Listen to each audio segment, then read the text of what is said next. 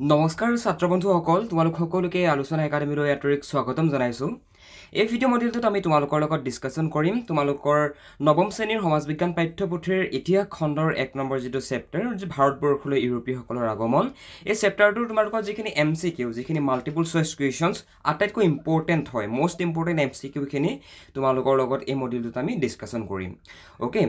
1 number কুৱেশ্যনটো মন কৰা Vasco da গামাই কিমান চনত নতুন সাগৰীয় পথ আৱিষ্কাৰ কৰিছিল। এই প্ৰশ্নটো তোমালোকৰ 9 ৰ পৰা 10 লৈ যেটো তোমালোকৰ ফাইনেল এক্সাম হয় হে ফাইনেল এক্সামত অসমৰ প্ৰায়বিলাক ডিস্ট্ৰিক্টতে এটো প্ৰশ্ন প্ৰায় কমন পৰি থাকে। প্ৰশ্নটো হৈছে যে কি ভাস্কো দা গামাই কিমান চনত নতুন সাগৰীয় জলপথ আৱিষ্কাৰ কৰিছিল। ইয়াৰ উত্তৰত লিখিবা 1498 খ্ৰীষ্টাব্দত ভাস্কো দা গামাই নতুন সাগৰীয় জলপথ আৱিষ্কাৰ কৰিছিল। যিবিলাক প্ৰশ্ন ইম্পৰ্টেন্ট বুলি কোৱা হয় প্ৰশ্নটোৰ কিনাৰতে এটা তোমালোকে ষ্টাৰ মাৰ্ক দি লবা তেতিয়া তোমালোকৰ পৰীক্ষাৰ আগত যেতিয়া ঘৰত নিজে ৰিভিজন কৰিবা তেতিয়া তোমালোকৰ মনত থাকিব যে এটো ইম্পৰ্টেন্ট বুলি কোৱা গৈছিলে। ব্ৰিটিছ ইষ্ট ইণ্ডিয়া কোম্পানী কিমান চনত গঠন হৈছিল নতুবা ব্ৰিটিছ ইষ্ট ইণ্ডিয়া কোম্পানী কিমান চনত স্থাপন হৈছিল। এই প্ৰশ্নটো বহু বেছি ইম্পৰ্টেন্ট প্ৰশ্ন হয়। এইটো প্ৰশ্ন কিনাৰতে এনেকুৱা ধৰণৰ এটা ষ্টাৰ মাৰ্ক দি লবা। ব্ৰিটিছ ইষ্ট ইণ্ডিয়া কোম্পানী 1600 খ্ৰীষ্টাব্দত গঠন হৈছিল। নেক্সট কুৱেশ্যন উইলিয়াম হকিন্সে কিমান চনত মুঘল সম্ৰাট জাহাংগীৰক সাক্ষাৎ কৰিছিল। উত্তৰত লিখিবা 1609 খ্ৰীষ্টাব্দত। উইলিয়াম হকিন্সে 1609 খ্ৰীষ্টাব্দত মুঘল সম্ৰাট জাহাংগীৰক সাক্ষাৎ কৰিছিল। Next question British East India কোম্পানীৰ মুখ্য উদ্দেশ্য কি আছিল। ব্ৰিটিছ ইষ্ট ইণ্ডিয়া কোম্পানীৰ মুখ্য উদ্দেশ্য আছিল বেপাৰ বাণিজ্য কৰা বা বেহা বেপাৰ কৰা। মানে ব্ৰিটিছসকল পোনপ্ৰথমতে ভাৰতবৰ্ষলৈ ব্যৱসায় বাণিজ্য কৰিবৰ কাৰণে আহিছিলে। কথাটো বুজি পাইছানে? কিন্তু পৰৱৰ্তী সময়ত যেতিয়া ভাৰতবৰ্ষত সিহঁতে বহুত টাইম থাকিলে তাৰ পিছত আমাৰ ভাৰতবৰ্ষৰ যি ৰাজনৈতিক ব্যৱস্থাটো দুৰ্বল হৈ পৰাত সিহঁতে সুযোগ বুজি পেনে ব্ৰিটিছসকলে ভাৰতবৰ্ষৰ ৰাজনীতিটো হস্তক্ষেপ কৰিছিল আৰু পৰৱৰ্তী পৰ্যায়ত ভাৰতবৰ্ষৰ প্ৰায় বেছি সংখ্যক ঠাইতে সিহঁতে নিজৰ উপনিবেশ স্থাপন কৰিছিলে। বুজি পাইছা? তো ব্ৰিটিছসকল ভাৰতবৰ্ষলৈ কিয় আহিছিলে কি উদ্দেশ্যে আহিছিলে। ব্ৰিটিছসকল ভাৰতবৰ্ষলৈ আহিছিলে বেহা বেপাৰ নতুবা বেপাৰ বাণিজ্য কৰাৰ উদ্দেশ্যে মানে বিজনেছ কৰিবৰ কাৰণে আহিছিলে ইংলেণ্ডৰ পৰা।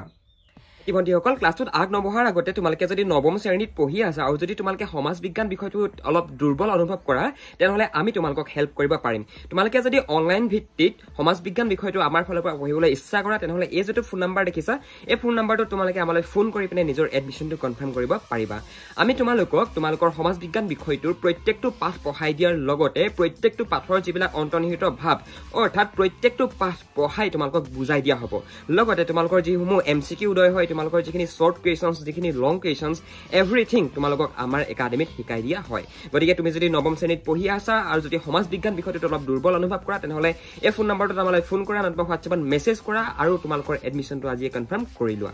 নেক্সট কুৱেশ্যন 1611 খ্ৰীষ্টাব্দত ইংৰাজসকলে ভাৰতৰ কোন ঠাইত বাণিজ্যিক কেন্দ্ৰ স্থাপন কৰিছিল। One of the most important প্ৰশ্ন হয় ভাইটি ভণ্টিসকল।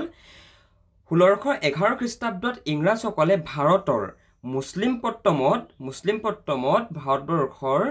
বাণিজ্যিক কেন্দ্ৰ স্থাপন কৰিছিল। মানে ব্ৰিটিছসকল মানে ইংৰাজসকল অহাৰ পৰৱৰ্তী পৰ্যায়ত 1611 খ্ৰীষ্টাব্দত সিহঁতে কি কৰে ব্ৰিটিছসকলে ভাৰতবৰ্ষত আহি পিনে ভাৰতবৰ্ষৰ মুছলিম পট্টমত সিহঁতে কি কৰে সিহঁতে বাণিজ্যিক কেন্দ্ৰ তাত স্থাপন কৰে। ঠাইডোখৰ নাম মনত ৰাখিবা Masulipatnam. Okay next question Fort William নামটো কোনজন ব্ৰিটিছ ৰজাৰ সন্মানাৰ্থে ৰখা হৈছিল। এতিয়া ফৰ্ট উইলিয়ামৰ কথা আমি পাইছো যে এতিয়া ফৰ্ট উইলিয়াম নামটো কোনজন ব্ৰিটিছ ৰজাৰ সন্মানাৰ্থে ৰখা হৈছিল। উত্তৰত লিখিবা তৃতীয় উইলিয়াম। মানে এইটো ইংৰাজীত যদি আমি চাবলৈ যাওঁ তেনেহ'লে কিং উইলিয়াম মানে থাৰ্ড কিং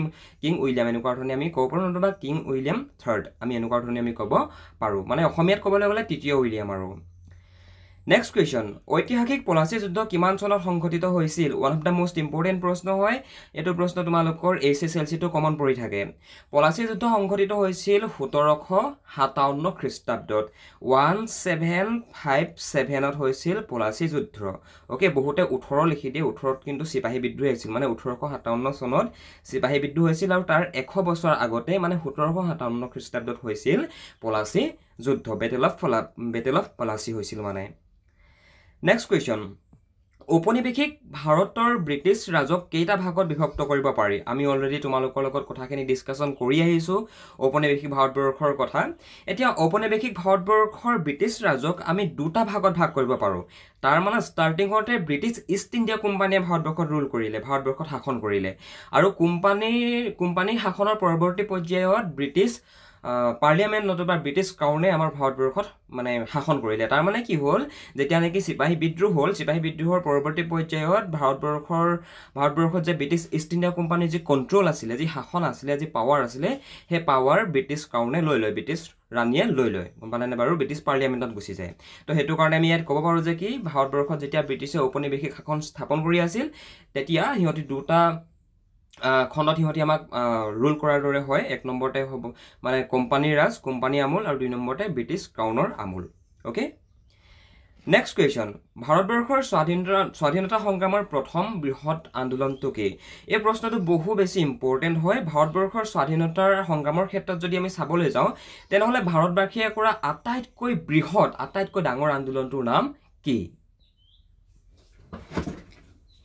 ভাৰতবৰ্ষৰ স্বাধীনতা সংগ্ৰামৰ ক্ষেত্ৰত যদি আমি চাবলৈ যাওঁ তেনেহ'লে ভাৰতবাসীয়ে ব্ৰিটিছৰ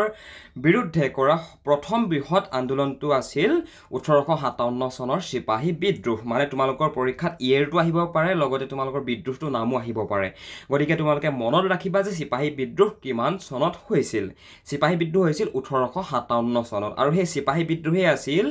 ভাৰতবৰ্ষৰ জনসাধাৰণে ব্ৰিটিছৰ বিৰুদ্ধে কৰা প্ৰথমটো বৃহৎ আন্দোলন বুজি পাইছানে বাৰু কনচেপ্টটো একেবাৰে ইজি হয় আমি তোমালোকক যেতিয়া আগৰ লেসনটো যেতিয়া এক্সপ্লেনেশনছ বিলাক দিছিলো আগৰ ক্লাছটো যেতিয়া কৰিছিলো তোমালোকৰ লগত তেতিয়া এইখিনি কথা তাত এক্সপ্লেইন কৰা গৈছে মানে হয়নে চিপাহী বিদ্ৰোহ কিমান চনত সংঘটিত হৈছিল এটো প্ৰশ্ন পৰীক্ষাত প্ৰায় কমন পৰি থাকে মনত ৰাখিবা চিপাহী বিদ্ৰোহ 1857 চনত সংঘটিত হৈছিল এতিয়া মানে তোমালোকে এটো কথা এনেকে মনত ৰাখাব লাগিব বিশেষকৈ হিষ্ট্ৰী পাৰ্টটো যে কোনটো বিদ্ৰোহ কিমান চনত হৈছিল এতিয়া 1857 চনৰ বিদ্ৰোহ বুলি কোৱাৰ লগে লগে কোনটো বিদ্ৰোহৰ কথা ইয়াত বুজোৱা হয় তোমালোকে জানিব লাগিব যে কি 1857 চনৰ বিদ্ৰোহ বুলি কোৱাৰ লগে লগে চিপাহী বিদ্ৰোহৰ কথা ইয়াত কোৱা হৈছে এলাহাবাদ চুক্তি কিমান চনত স্বাক্ষৰিত কৰা হৈছিল উত্তৰত লিখিবা 1765 এটো প্ৰশ্ন প্ৰায় পৰীক্ষাত আহি থাকে গতিকে তোমালোকে চাব পাৰা যে কি এলাহাবাদ চুক্তি কিমান চনত স্বাক্ষৰিত হৈছিল Next question. Regulating Act কেতিয়া জাৰি কৰা হয় one of the most important question হয় regulating যিখন act যিখন regulating act আনিছিল regulating act আনিছিল সেই act খন প্ৰায় তোমাৰ 1773 1773 চনত জাৰি কৰা হৈছিল কোনখন আইন কেতিয়া অনা গৈছিল কোনটো বিদ্ৰোহ কেতিয়া হৈছিল এই কনসেপ্টটো তোমালোকে মনত ৰাখিবা পৰীক্ষাত ইয়াৰ পৰাই মানে প্ৰশ্ন আহি থাকে উদৰ শিক্ষা নীতি কোনজন ব্ৰিটিছ গভৰ্ণৰে প্ৰৱৰ্তন কৰিছিল উদৰ শিক্ষা নীতি লৰ্ড কেনিং উদৰ শিক্ষা নীতি বুলি কোৱাৰ লগে লগে সদায় মনত ৰাখিবা লৰ্ড কেনিংৰ কথা আমি ইয়াত লিখিব লাগিব উদৰ শিক্ষা নীতি কোনজন ব্ৰিটিছ গভৰ্ণৰে প্ৰৱৰ্তন কৰিছিল উত্তৰ লিখিবা লৰ্ড কেনিং এই প্ৰশ্নটো বহু বেছি ইম্পৰ্টেন্ট হয় দে তোমালোকৰ ইউনিট টেষ্টৰ লগতে হাফ ইয়াৰলি প্লাস তোমালোকৰ এনুৱেল এক্সামতো এই প্ৰশ্নটো কমন পৰি থাকে যে উদৰ শিক্ষা নীতি কোনজন ব্ৰিটিছ গভৰ্ণৰে প্ৰৱৰ্তন কৰিছিল লৰ্ড কেনিঙে প্ৰৱৰ্তন কৰিছিল নেক্সট ইম্পৰ্টেন্ট কোৱেশ্চনটো হৈছে যে অসমৰ প্ৰথম ICS পদবী লাভ কৰা ব্যক্তিজনৰ নাম কি অসমৰ প্ৰথম ICS পদবী লাভ কৰা ব্যক্তিজনৰ নাম হৈছে আনন্দৰাম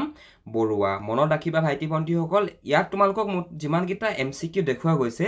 এই MCQ এটা বহু বেছি ইম্পৰ্টেন্ট আৰু কমন পৰি থাকে তোমালোকৰ উলিয়াও বুলি ক'লেতো 100টা ওপৰত MCQ ওলাই যাব কিন্তু সকলো MCQ পৰীক্ষাত কমন নপৰে কিন্তু এনেকুৱা ধৰণৰ প্ৰশ্নবিলাক প্ৰায় কমন পৰি থাকে যে অসমৰ প্ৰথম ICS পদবী লাভ কৰা ব্যক্তিজনৰ নাম কি আছিল বাৰু আনন্দৰাম বৰুৱা তো এনেকুৱা ধৰণৰ প্ৰশ্নবিলাক তোমালোকৰ মানে প্ৰায় এক্সাম বিলাকত ইউনিট টেষ্টে হওক লাগে নতুবা তোমালোকৰ ফাইনেলি হওক লাগে এনেকুৱা ধৰণৰ প্ৰশ্নবিলাক মানে কমন পৰি থাকে ঠিক আছে ভাইটি ভণ্টি সকল সমাজ বিজ্ঞান হৈছে এটা বুজি পোৱা বিষয় যেটো বিষয় তোমালোকে পৰীক্ষাত মুখস্থ কৰি উত্তৰ লিখিব নোৱাৰা তাৰ কাৰণে তোমালোকক সমাজ বিজ্ঞানৰ ইতিহাস ৰাজনীতি বিজ্ঞান অৰ্থনীতি বিজ্ঞান আৰু ভূগোলৰ গটেকিটা পাঠৰ আন্ডাৰষ্টেণ্ডিংটো থাকিব লাগিব পাঠবিলাকৰ ভিতৰৰ কথাবিলাক বুজি পাব লাগিব তেতিয়াহে তোমালোকে পৰীক্ষাত দীঘল উত্তৰৰ প্ৰশ্নবিলাক কৰিব পাৰিবা ইয়াৰ লগতে তোমালোকৰ যিসকল ছাত্ৰ বন্ধুৱে আমাৰ ক্লাছ ইউটিউবত ক্লাছ কৰি ভাল পোৱা তোমালোকক আমি অৱগত কৰিবলৈ বিচাৰো যে আমি পাৰ্চনেলিও অনলাইন যোগেদি ছাত্ৰ ছাত্ৰীৰ ক্লাছ কৰোঁ য'ত আমি তোমালোকক প্ৰত্যেকটো পাঠৰ অসমীয়া ভাঙনি পাঠৰ বুজনি দিয়াৰ উপৰিও পাঠৰ ভিতৰৰ MCQ লং কুৱেশ্যন শ্বৰ্ট কুৱেশ্যনছ পৰীক্ষাৰ বাবে ইম্পৰ্টেণ্ট কুৱেশ্যনছ প্লাছ স্কুলৰ হোমৱৰ্ক কৰালৈকে আমি তোমালোকক সুবিধা দিওঁ গতিকে যিসকল ছাত্ৰ ছাত্ৰী পঢ়াত অলপ দুৰ্বল হৈ আছা সমাজ বিজ্ঞানৰ দৰে ছাবজেক্টবিলাকত আমাৰ লগত যোগাযোগ কৰিব পাৰা আমি তোমালোকক সম্পূৰ্ণৰূপে সহায় আগবঢ়াম ঘৰতে বহি বহি তোমালোকে ছাবজেক্টবিলাকৰ টিউচনছ কৰিব পাৰিবা আৰু নৱম শ্ৰেণীত যদি তোমালোকে এডমিশ্যন কৰা নৱম দশম দুইটা শ্ৰেণী সম্পূৰ্ণৰূপে তোমালোকে ফ্ৰীকে পাবা মাত্ৰ এডমিশ্যনৰ ফিজটো দিলেই হ'ল যিসকল ছাত্ৰ বন্ধু আগ্ৰহী হয় মা দেউতাৰ অনুমতি লোৱাৰ পাছত আমালৈ তোমালোকে ফোন নতুবা মেছেজ কৰি অৱগত কৰিব পাৰা নেক্সট কুৱেশ্যন প্ৰথম ভাৰতীয় পৰিষদ আইন কেতিয়া প্ৰৱৰ্তন কৰা হৈছিল বা কেতিয়া প্ৰণয়ন কৰা হৈছিল এটা কথা সদায় মনত ৰাখিবা বহু ছাত্ৰ ছাত্ৰীয়ে এই প্ৰশ্নটো ভুল কৰি আহা তোমালোকক আমি আগৰ ক্লাছ কেইটাত এইটো কথা শিকাইছিলোঁ যে কি ভাৰতীয় পৰিষদ আইন তিনিবাৰ অনা গৈছিল গম পাইছানে আৰু এই প্ৰশ্নটোত আমাক কি সুধিছে যে প্ৰথম ভাৰতীয় পৰিষদ আইনৰ কথা ইয়াত সোধা গৈছে হয়নে সেইটো কাৰণে আমি সদায় এইটো কথা মনত ৰাখিম যে কি পোনপ্ৰথমবাৰৰ বাবে ভাৰতীয় পৰিষদ আইন ইন্ট্ৰডিউচ কৰা গৈছিলে 1861 চনত গম পাইছানে সেইটো কাৰণে প্ৰথম বুলি কোৱাৰ লগে লগে আমি 1861 চনৰ কথা লিখিম আৰু ভাৰতীয় পৰিষদ আইন মনত ৰাখিবা অল টোটেল তিনিবাৰ প্ৰণয়ন কৰা গৈছিলে তিনিবাৰ মানে অনা গৈছিলে ইয়াৰ পৰৱৰ্তী মানে 1861ত পোনপ্ৰথমতে তাৰ পিছত আৰু দুবাৰ অনা গৈছিলে কেতিয়া অনা গৈছিলে কি কাৰণে অনা গৈছিলে তাত কি কি চেঞ্জেছ কৰা গৈছিলে গোটেইখিনি কথা আমি লেসনটোত পঢ়ি আহিছোঁ হয়নে নেক্সট ইম্পৰ্টেণ্ট কুৱেশ্যনটো হৈছে যে কি আমেৰিকা কোনে আৱিষ্কাৰ কৰিছিল কিনাৰত এনেকুৱা ধৰণৰ এটা ষ্টাৰ মাৰ্ক দিয়া পৰীক্ষাত খুব বেছি কমন পৰি থাকে আমেৰিকা কোনে আৱিষ্কাৰ কৰিছিল আমেৰিকা আৱিষ্কাৰ কৰিছিল কলম্বাছ খ্ৰীষ্টফাৰ কলম্বাছে আমেৰিকা আৱিষ্কাৰ কৰিছিল মনত থাকিবানে বাৰু আমেৰিকা কোনে আৱিষ্কাৰ কৰিছিল কপাৰ্নিকাছ আছে তাৰ পৰা তোমাৰ মেগেলান আছে আৰু ইয়াত নন অফ দ্য এবভো আছে কলম্বাছ দিয়া আছে হয়নে এই চাৰিটা অপশ্যনৰ ভিতৰত শুদ্ধ অপশ্যনটো হৈছে খ্ৰীষ্টফাৰ কলম্বাছ ডাইৰেক্টলি কলম্বাছ বুলি লিখো বুলি ক'লেও পাৰিবা কিন্তু তেখেত কলম্বাছৰ সম্পূৰ্ণ নামটো হৈছে খ্ৰীষ্টফাৰ কলম্বাছ অ'কে নেক্সট মন কৰা কোন চনত ইষ্ট ইণ্ডিয়া কোম্পানীৰ মুদ্ৰাৰ পৰা মোগল সম্ৰাটৰ নামটো আঁতৰোৱা হৈছিল one of the most important প্ৰশ্ন হয় ভাইটি ভণ্টিসকল কিনাৰত এনেকুৱা ধৰণৰ এটা ষ্টাৰ মাৰ্ক দিবা মানে এই ক্লাছটোত তোমালোকে যিমানটা MCQ পাইছা এটা MCQ তোমালোকে স্কিপ নকৰিবা এইটো নাভাবিবা যে ইয়াত থকা MCQ বিলাক পৰীক্ষাত নাহে বহু বেছি কমন পৰি থাকে আমি বহু বেছি নিজে ষ্টাডি কৰাৰ পিছত সেল্ফ ষ্টাডি কৰাৰ পিছত তোমালোকক আমি এনেকুৱা ধৰণৰ MCQ বিলাক দেখাইছোঁ হয়নে এটা কোন চনত ইষ্ট ইণ্ডিয়া কোম্পানীৰ মুদ্ৰাৰ পৰা ব্ৰিটিছ সম্ৰাটৰ নামটো আঁতৰোৱা হৈছিল কোন চনত 1835 চনত 1835 চনত তোমাৰ ব্ৰিটিছ ইষ্ট ইণ্ডিয়া কোম্পানীৰ যি মুদ্ৰা আছিল সেই মুদ্ৰাৰ পৰা মোগল সম্ৰাটৰ যিটো নামটো আঁতৰোৱা হৈছিল কনচেপ্টটো বুজি পাইছে চাগে একেবাৰে সিম্পল হয় next question government of India act মানে ভাৰত চৰকাৰ আইন অনুসৰি ভাৰতৰ সৰ্বোচ্চ শাসনকৰ্তা হিচাপে গভৰ্ণৰ জেনেৰেলক কিহৰ খিতাপ দিয়া হৈছিল উত্তৰ লিখিবা ভাইচৰ ভাৰতৰ প্ৰথমটো স্বাধীনতা সংগ্ৰাম কিমান চনত সংঘটিত হৈছিল এই প্ৰশ্নটো তোমালোকক আমি দুবাৰ দেখাইছোঁ কিয়নো এই প্ৰশ্নটো বহু ষ্টুডেণ্টে ভুল কৰি থৈ আহে ভাৰতৰ প্ৰথমটো স্বাধীনতা সংগ্ৰাম এতিয়া ভাৰতবৰ্ষৰ স্বাধীনতা সংগ্ৰাম বুলি কোৱাৰ লগে লগে স্বাধীনতা আন্দোলন বুলি কোৱাৰ লগে লগে তোমালোকে ক্লাছ 10ত পাবাগৈ অসহযোগ আন্দোলন ভাৰতীয় আন্দোলন আইন অমান্য আন্দোলন বিভিন্ন ধৰণৰ আন্দোলন আছে এতিয়া আমাক পৰীক্ষাত এনেকুৱা ধৰণৰ প্ৰশ্ন দিব পাৰে যে কি ভাৰতবৰ্ষত প্ৰথমটো স্বাধীনতা সংগ্ৰাম কিমান চনত সংঘটিত হৈছিল ব্ৰিটিছৰ বিৰুদ্ধে কৰা সংগ্ৰামটো কিমান চনত সংঘটিত হৈছিল আৰু সেই সংগ্ৰামটোৰ নাম কি আছিল উত্তৰ লিখিবা 1857 চনৰ চিপাহী বিদ্ৰোহ মানে সৰ্বভাৰতীয় পৰ্যায়ত ভাৰতবাসীয়ে ব্ৰিটিছৰ বিৰুদ্ধে কৰা প্ৰথমটো বৃহৎ আন্দোলনেই আছিল চিপাহী বিদ্ৰোহ নতবা চিপাহী বিদ্ৰোহে আছিল প্ৰথমটো সৰ্বভাৰতীয় পৰ্যায়ত কৰা এটা বৃহৎ সংগ্ৰাম বুজি পালা নেক্সট কুৱেশ্যন কোন চনত ইংৰাজসকলে ভাৰতত পোনপ্ৰথম খোজ পেলাইছিল বহুত বেছি ইম্পৰ্টেণ্ট প্ৰশ্ন হয় মনত ৰাখিবা কোন চনত 1608 চনত ইংৰাজসকলে ভাৰতত পোনপ্ৰথমবাৰৰ বাবে খোজ পেলাইছিল আৰু পোনপ্ৰথমবাৰৰ বাবে ক'ত খোজ পেলাইছিল তাতো হেতু লিখা আছে ইয়াতে মনত ৰাখিবা গুজৰাটৰ সুৰাট নামৰ এডোখৰ ঠাই আছে আৰু সেই ঠাইডোখৰত পোনপ্ৰথমবাৰৰ বাবে 1608 খ্ৰীষ্টাব্দত ইংৰাজসকলে খোজ পেলাইছিল মানে 1608 চনত নহ'লে খ্ৰীষ্টাব্দত ভাৰতবৰ্ষৰ বৰ্তমান গুজৰাটৰ সুৰাট নামৰ ঠাইত ব্ৰিটিছসকলে পোনপ্ৰথমবাৰ ভৰি দিছিল মানে পোনপ্ৰথমতে তাত আহিছিল মানে অলৰাইট ভাইটি ভণ্টিসকল কথাখিনি নিশ্চয় বুজি পাইছা এইডোখৰতে কেইটামান খুব বেছি ইম্পৰ্টেণ্ট তোমালোকৰ VSA টাইপ কুৱেশ্যনছ আছে পৰীক্ষাত এইকেইটা অহাৰ চান্সো খুবেই থাকে প্ৰশ্নকেইটা হৈছে যে কি জলপথেৰে পৃথিৱী প্ৰদক্ষিণ কৰা প্ৰথম ইংৰাজ নাবিকজনৰ নাম কি পৰীক্ষাৰ বাবে ইম্পৰ্টেণ্ট হয় লিখিবা লিখিবেনে স্কুলৰ শিক্ষকসকলক দেখাবা যে ছাৰ এইকেইটাত মই আমাৰ মানে আলোচনা একাডেমিত মই এনেকৈ ক্লাছ কৰিছিলোঁ তো এইকেইটা ইম্পৰ্টেণ্ট বুলি কৈছিলে এনেকৈ দেখাবা অ'কে তো জলপথেৰে পৃথিৱী প্ৰদক্ষিণ কৰা প্ৰথম ইংৰাজ নাবিকজনৰ নাম আছিল Francis Drake British East India company কেতিয়া আৰু ক'ত গঠন হৈছিল 1600 খ্ৰীষ্টাব্দত লণ্ডনত গঠন হৈছিল বহু ছাত্ৰ ছাত্ৰী এইটো প্ৰশ্ন উত্তৰ লিখে 1599 মানে 1599 লিখে কিন্তু ভাইটি ভণ্টিসকল প্ৰস্তুতিহে চলিছিল 1599 খ্ৰীষ্টাব্দত কিন্তু 1600 খ্ৰীষ্টাব্দতহে সম্পূৰ্ণৰূপে ব্ৰিটিছ ইষ্ট ইণ্ডিয়া কোম্পানীটো গঠন কৰা গৈছিল গতিকে পৰীক্ষা যদি আহে তেনেহ'লে ডাইৰেক্টলি ইয়াত যিটো লিখা আছে এইটো লিখিবা 1600 খ্ৰীষ্টাব্দ লিখিবা ফৰ্ট উইলিয়াম কি আছিল ফৰ্ট উইলিয়াম আছিল এটি বাণিজ্যিক কুটিনতুবা এটি বাণিজ্যিক কেন্দ্ৰ ভাৰতীয় পৰিষদ আইন কিমান চনত প্ৰণয়ন কৰা হৈছিল পোনপ্ৰথমবাৰৰ কথাটো সুধিছে ইয়াতে ভাৰতীয় পৰিষদ আইন 1661 খ্ৰীষ্টাব্দত প্ৰণয়ন কৰা গৈছিল কোনজন ব্ৰিটিছ সদাগৰে মোগল সম্ৰাট জাহাংগীৰলৈ বাণিজ্যিক অনুমতি বিচাৰি আবেদন লিখিছিল ব্যক্তিজনৰ নাম মনত ৰাখিবা তেখেতৰ নাম হৈছে captain William Hawkins British East India কোম্পানীৰ মূল উদ্দেশ্য কি আছিল ব্ৰিটিছ ইষ্ট ইণ্ডিয়া কোম্পানীৰ মূল উদ্দেশ্য আছিল ভাৰতবৰ্ষত ব্যৱসায় বাণিজ্য কৰা বেহা বেপাৰ কৰা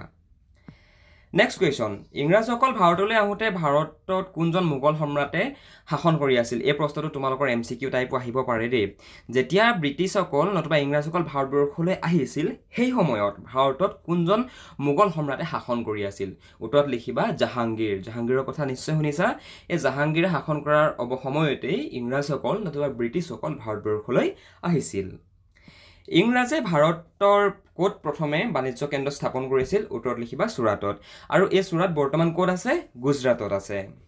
সিপাহী বিদ্ৰোহৰ সময়ত মোগল সম্ৰাট কোন আছিল এই প্ৰশ্নটো খুবেই ইম্পৰ্টেণ্ট হয় সিপাহী বিদ্ৰোহৰ সময়ত মোগল সম্ৰাট আছিল বাহাদুৰ শাহ জাফৰ মংগল পাণ্ডেৰ সৈতে শাস্তি পোৱা অন্য সিপাহীজনৰ নাম কি আছিল মংগল পাণ্ডেক তোমালোকে জানা মংগল পাণ্ডেক ফাঁচি দিয়া গৈছিল আৰু তেখেতৰ লগতে আৰু এজন ব্যক্তিকো ফাঁচি দিয়া গৈছিল মানে শাস্তি দিয়া গৈছিল আৰু সেই ব্যক্তিজনৰ নাম কি ব্যক্তিজনৰ নাম হৈছে ঈশ্বৰ পাণ্ডে ভাগ কৰি শাসন কৰা মানে ডিভাইড এণ্ড ৰুল এই যিটো নীতিটো কোনে প্ৰৱৰ্তন কৰিছিল উত্তৰ লিখিবা ইংৰাজসকলে আৰু সেইটো কাৰণে ইংৰাজসকলে আমাক কি কৰিছিলে জানানে তোমালোকে ক্লাছ 10ত পাবাগৈ বংগ বিভাজন কৰিছিলে বংগ বিভাজন কৰি পিনে হিন্দু মুছলিমৰ মাজত থকা যিটো একতাটো ভাঙিব বিচাৰিছিলে তোমালোকক মই এটাই সাজেষ্ট কৰিব বিচাৰিম তোমালোকে যদি ক্লাছ 9ত আলোচনা একাডেমি আমাৰ ফালৰ পৰা যদি ক্লাছ কৰিলা দশম শ্ৰেণীটো আমাৰ ফালৰ পৰা ক্লাছ কেইটা কৰি ল'বা তোমালোকৰ বুজি পোৱাত উজু হ'ব এই নাম্বাৰটো তোমালোকে আমাক জাষ্ট মানে ফোন কৰি নতুবা মেছেজ কৰি জনালেই হ'ল ক্ষমাৰ দেউতাৰ পাৰ্মিশ্যন লোৱাৰ পাছত ওকে সো এইকেইটা তোমালোকে MCQ পৰীক্ষাৰ বাবে চাব পাৰা আৰু তোমালোকে যদি বিচৰা আৰু এক্সট্ৰা MCQ আমাৰ এপতে দিয়া আছে তোমালোকে তাৰ পৰা নোট কৰিব পাৰিবা কিন্তু এইকেইটা তোমালোকৰ কাৰণে খুব বেছি ইম্পৰ্টেণ্ট MCQ হয় এইকেইটা মানে আগৰ এক্সামবিলাকতো খুবেই কমন পৰা আমি দেখিবলৈ পাইছোঁ ঠিক আছে আৰু বাকী ক্লাছবিলাকত তোমালোকে পাঠৰ যিখিনি পাঠত থকা পাঠভিত্তিক প্ৰশ্ন সেইখিনি ক্লাছটো তোমালোকে কৰি ল'বা তাত তোমালোকৰ আৰু আণ্ডাৰষ্টেণ্ডিংটো অলপ ডেভেলপ হৈ যাব thank you so much for ৱাচিং দিছ ভিডিঅ' ক্লাছ ভাইটি ভণ্টিসকল যদি কিবা বুজি নোপোৱাকৈ থাকিলা হোৱাটছএপ কৰিব পাৰা আৰু যদি আমাৰ কোৰ্চটো তোমালোকে যদি কৰি ভাল পাইছা তেনেহ'লে নিজৰ বন্ধু বান্ধৱীকো ছাজেষ্ট কৰিবলৈ নাপাহৰিবা থ্যাংক ইউ